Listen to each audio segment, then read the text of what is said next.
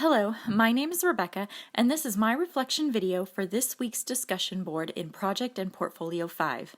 The project that pushed my creative limits more than any other so far was the MIT Research Lab App Design Pitch Project.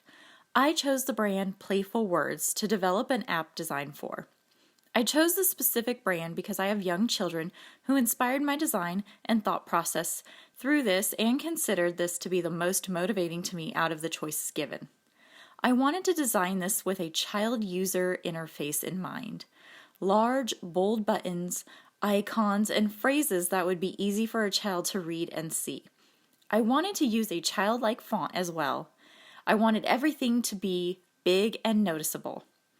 However, the feedback I received from the instructor wasn't bad, but I was told that I was just taking up too much space and needed more white space around the area for the eyes to be able to breathe.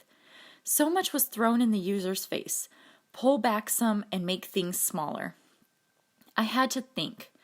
I had to focus and figure out how to pull back and make things smaller, but still reflecting a childlike interface. That was not easy.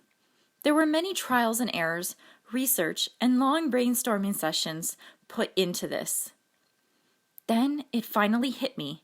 That aha moment kicked in.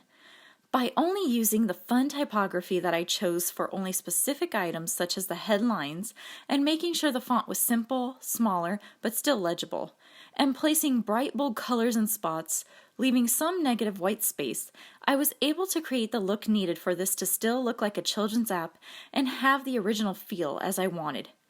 Each screen kept the same look and feel, but had a different main color applied to it to break up each section. The next part was the most exciting, getting to map the interfaces together to create a virtual working app design that shows the functions of a prototype on a mobile device. I was able to use Adobe XD to create buttons and functions that worked together and combined usability to create a real-life-like app that looked as though it was something that someone could use. This was the most brilliant concept from the past few months for me. Never had I thought that I would be able to do anything that would be considered mobile design.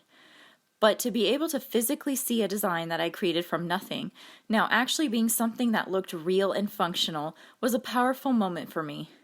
Now that I have conquered that barrier, I am excited to try and keep working on more UX designs on my own to see where my talents can take me. Thanks so much for watching.